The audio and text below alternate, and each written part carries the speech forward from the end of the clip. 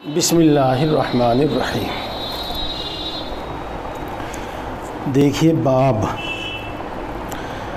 المعاصی من امر الجاہلیہ ولا یکفر صاحبها بارتکابها الا بالشرک۔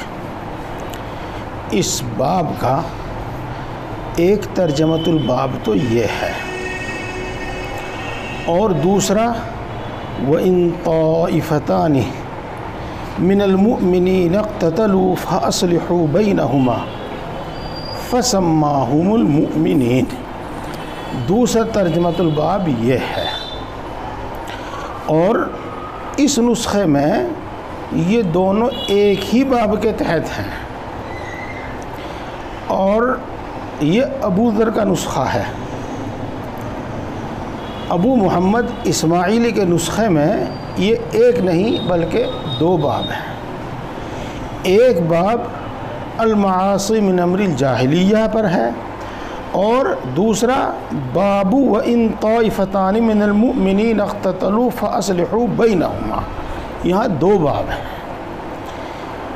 اگر ہم ان کو دو باب مان لیں تو پھر آپ سمجھیے گا کہ پہلی حدیث پاک حدثنا عبد الرحمن بن المبارک، یہ حدیث دوسرے باب کے تحت آئے گی۔ کتاب میں دھیان دیجئے، وَإِن طَائِفَتَانِ مِنَ الْمُؤْمِنِينَ اقْتَتَلُوا کے تحت آئے گی، اور دوسری حدیث حدثنا سلیمان بن حرب قال حدثنا شعبۃ، یہ دوسری حدیث پہلے باب کے تحت آئے گی۔ یہ ہے مسئلہ، اور جب ایسا ہو تو کوئی اشکال نہیں ہے، بات بالکل درست ہے۔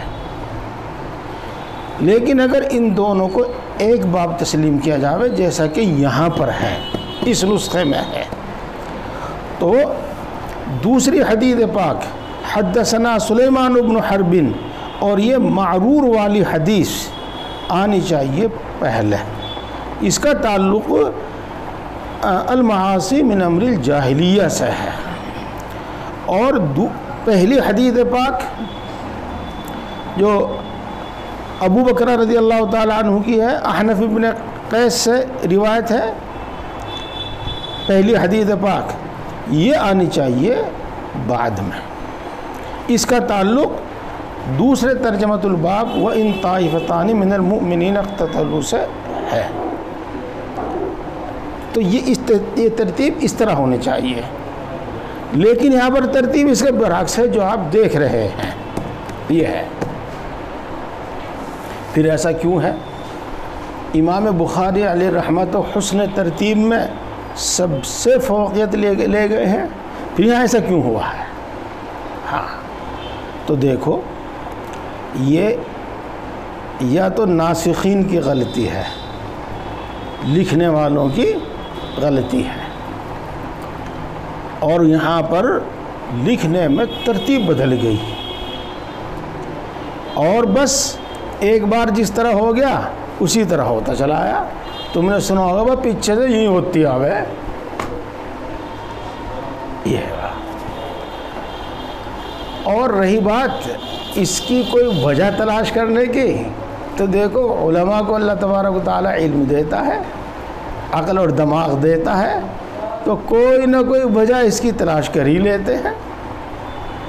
چنانچہ اس کی وجہ یہ تلاش کی لوگوں نے کہ بعض اوقات ایسا ہوتا ہے کہ آدمی ایک بات، دو بات، تین بات بیان کرتا ہے، تو وہ سمجھتا ہے کہ آخری بات سے پہلے نمٹ لوں، ابھی پہلی بات کو پھر دیکھوں گا، تو وہ آخری بات کو بیان کرنے کے ساتھ ساتھ اس کی دلیل بھی بیان کر دیتا ہے، اس کی تفصیل بھی بیان کر دیتا ہے، اس سے نمٹ لیتا ہے، اسے پوری کر دیتا ہے، اور اس سے پہلے کی جو باتیں ہوتی ہیں بعد میں پھر ان کو اسی طرح دلیل سے، تفصیل سے بیان کرتا ہے۔ تو ہو سکتا ہے امام بخاری علیہ رحمہ کے ذہن میں بات آ گئی ہو کہ وہ ان طائفتان من المؤمنین اقتتلوا، اسی سے نمٹ لوں پہلے، اور اسی کے متعلق حدیث پاک بیان کر کے، اور اس سے فارغ ہو کر پھر المعاصی من امر الجاہلیہ کو دیکھوں گا۔ تو دیکھو یہ بھی ایک وجہ ہو سکتی ہے، لیکن بہرحال دل یہی کہتا ہے کہ ناسخین کی غلطی ہے اور نقل میں ترتیب بدل گئی. یہ ایک بات ہو گئی. ترجمہ تو دونوں حدیث پاک کا ہو گیا تھا، لیکن ان پر ابھی گفتگو باقی ہے. اور جیسا کہ وقت کم ہے، ضروری باتیں ہیں اس میں پہلے دوسری حدیث کے بارے میں ہی عرض کرتا ہوں. دیکھو، المعاصی من امر الجاہلیہ جب انہوں نے یہ کہا تو اس سے خود ہی ذہن منتقل ہو رہا تھا کہ یہ معصیت کبیرہ ہے، گناہ کبیرہ ہے. پھر جب انہوں نے یوں کہہ دیا وَلَا يُكَفَّرُ صَاحِبُهَا بِارْتِكَابِهَا إِلَّا بِالشِّرْكِ، پھر تو متعین ہو گیا کہ امام بخاری علیہ الرحمہ کی مراد یہاں معصیت سے معصیت کبیرہ ہی ہے. یہ اب رہ جاتا ہے بات یہ کہ حضرت ابو ذر غفاری رضی اللہ تعالی عنہ نے جو کہا یہ ابن السودا، یہ گناہ کبیرہ ہے یا گناہ صغیرہ ہے؟ اگر یہ گناہ کبیرہ ہے پھر تو ٹھیک ہے، جو ترجمۃ الباب ہے اسی کے مطابق حدیث بھی ہے. اور اگر یہ گناہ صغیرہ ہے تو پھر یہ ترجمۃ الباب کے مطابق نہیں، یہ حدیث پھر ترجمۃ الباب کے مطابق نہیں ہے. یہ اگر ہم یہ ابن السودا او کالی کے صرف اس لفظ کو دیکھیں تو یہ گناہ صغیرہ ہوگا. اور بعض شراح حدیث اس کو گناہ صغیرہ کہہ کر وہی اعتراض کرتے ہیں جو میں نے آپ کے سامنے عرض کیا کہ ترجمۃ الباب میں تو معصیت کبیرہ کا ذکر ہے اور اس کے تحت میں جو حدیث پاک لائے ہیں وہ معصیت صغیرہ کا ذکر ہے. یہ ہے تو جنہوں نے اس کو معصیت صغیرہ کہا ہے وہ بھی اس کی ایک وجہ بیان کر دیں گے اور یہ کہیں گے کہ دیکھو یہ صغیرہ ہو یا کبیرہ، لیکن بہرحال امر جاہلیت میں سے ہے. چونکہ رسول اللہ صلی اللہ علیہ وسلم نے ارشاد فرمایا انک امرؤ فیک جاہلیہ. یہ اور اگر اس کو صغیرہ بھی کہا جاوے تو دیکھو کوئی صغیرہ نہیں ہوتا اور کوئی کبیرہ نہیں ہوتا، بلکہ صغیرہ اور کبیرہ ان کا یہ اضافی ہیں. اگر اپنے ماتحت کے اعتبار سے وہ کبیرہ ہے تو اپنے مافوق کے اعتبار سے وہ صغیرہ ہے. چونکہ آپ پڑھ چکے ہیں کفر دون کفر کہ ان کے ایک دوسرے سے بڑھ کر اور کمتر ہے. اس واسطے اگر یہ فی نفسی صغیرہ ہے تو کسی کی طرف نسبت کرتے ہوئے یہ کبیرہ بھی ہے، لہذا اب یہ کبیرہ میں شمار ہوگا اور حدیث ترجمۃ الباب کے مطابق ہوگی. لیکن یہ کھنچمتانی والی بات ہے، دھکے والی بات ہے، یہ کوئی صحیح جواب نہیں ہے، بلکہ صحیح جواب یہی ہے کہ ابن السودا او کالی کے اگرچہ یہ بظاہر ایک سادہ سا لفظ معلوم ہوتا ہے لیکن اس میں نسب میں طعن ہے، اور نسب میں طعن یہ کبیرہ گناہوں میں سے ہے. اور جیسے حضرت بلال کے نسب میں طعن ہے یہ، اور ایسے ہی یہ کبر کو ظاہر کرتا ہے، نسب پر فخر کو ظاہر کرتا ہے، جیسا کہ دوسری حدیث پاک میں آیا ہے.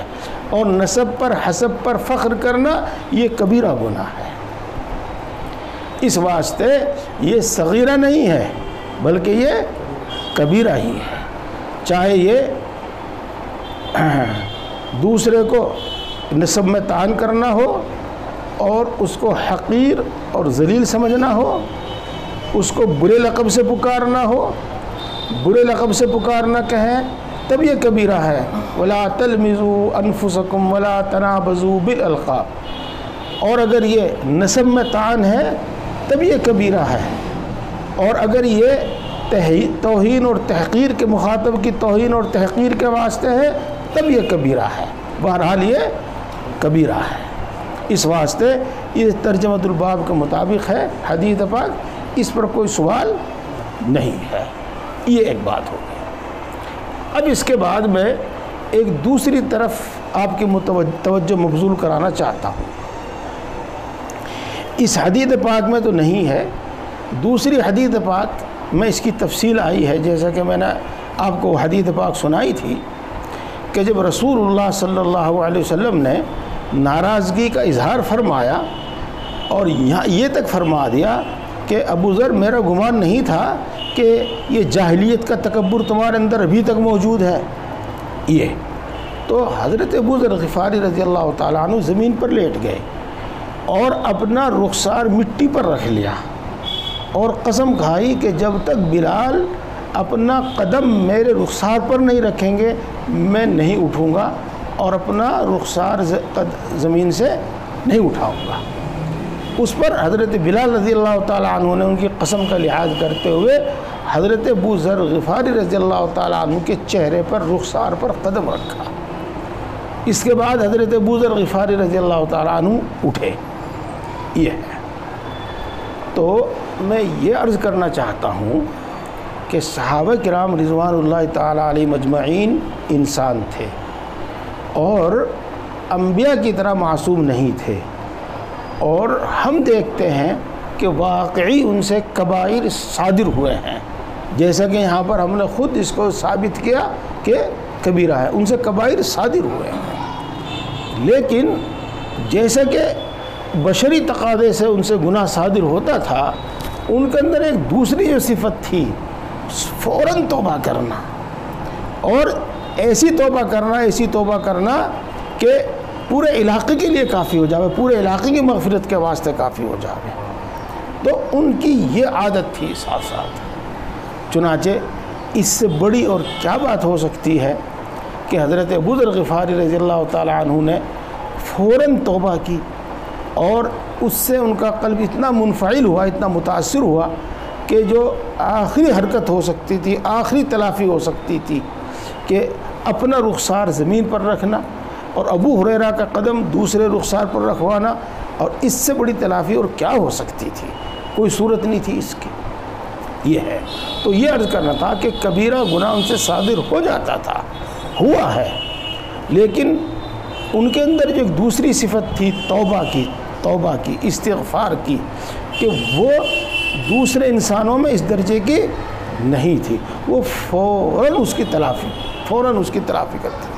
یہی وجہ ہے کہ خود آ کر عرض کرتے کہ یا رسول اللہ میں نے چوری کی ہے، مجھ پر حد جاری کیجئے، یا رسول اللہ میں نے زنا کیا ہے، مجھ پر حد جاری کیجئے۔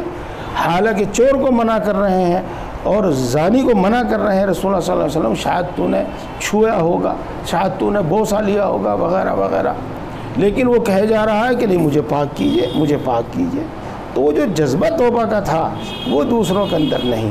اس واسطے ان سب کے عام حالات کو دیکھتے ہوئے ہم یہی کہیں گے کہ اگر ان سے گناہ صادر ہوا ہے تو فوراً انہوں نے توبہ کی ہے، اور توبہ بھی پکی سچی کی ہے توبہ۔ یہ جیسا کہ ابو ذر غفاری رضی اللہ تعالیٰ عنہ کا ایک قصہ یہاں پر بتا رہا ہے، ایک بات۔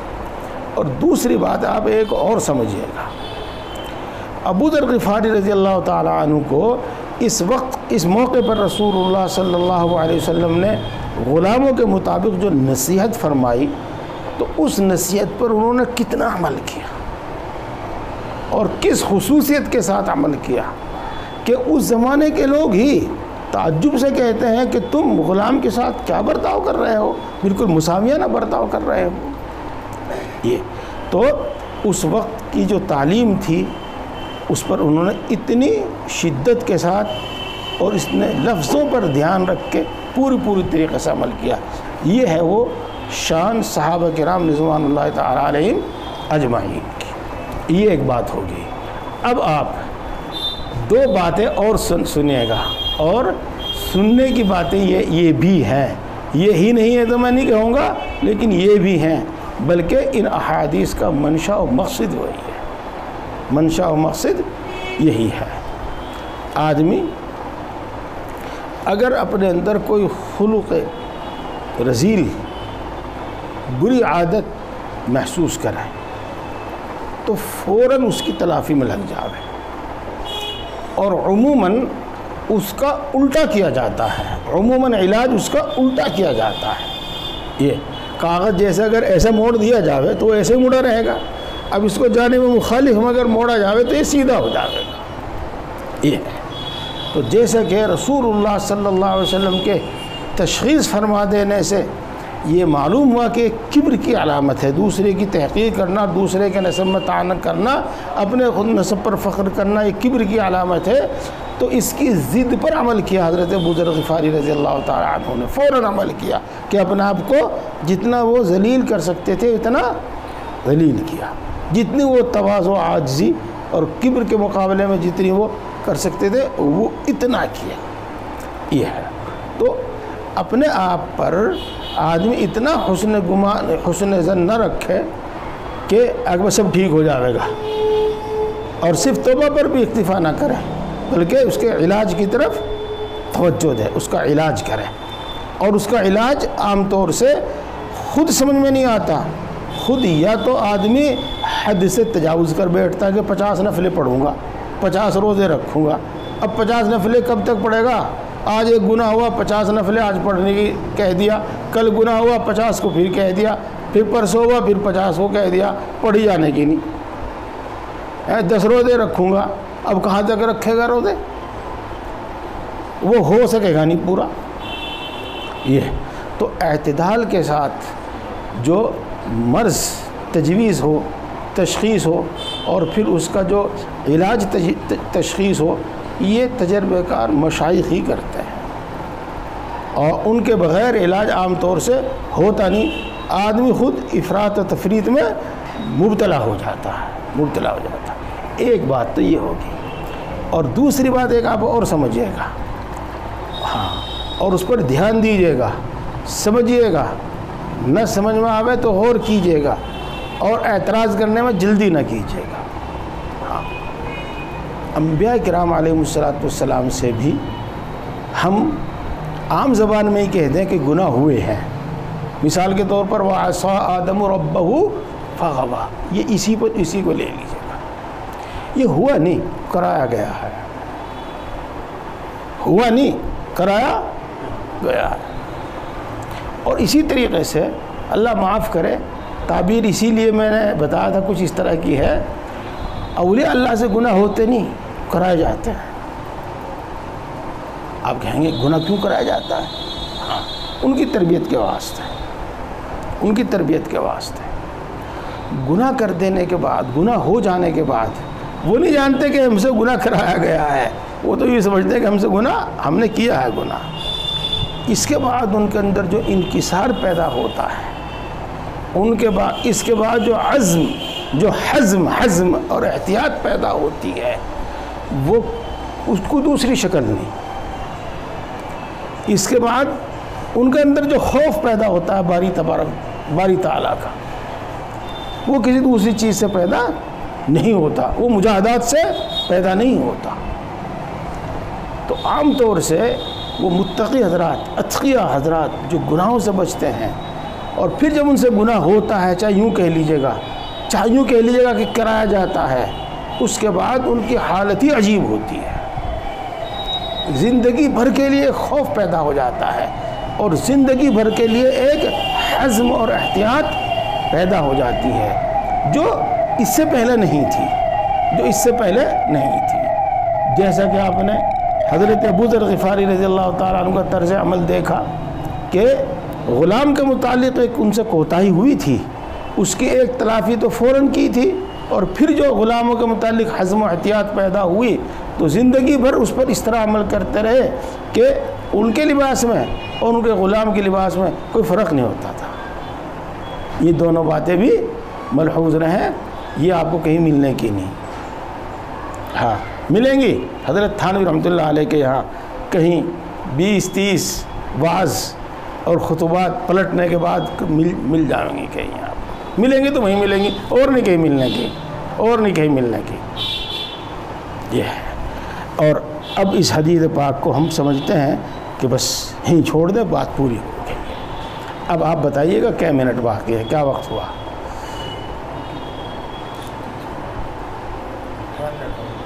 18 منٹ ہو گئے تو 36-37 پہ اذان بھی ہو رہی ہے 35 پہ ہی ہو رہی تو کوئی بات نہیں، بس چھوڑ دیں، کوئی بات نہیں. یہ اگلی حدیث انشاءاللہ اس پر کل بات ہوگی.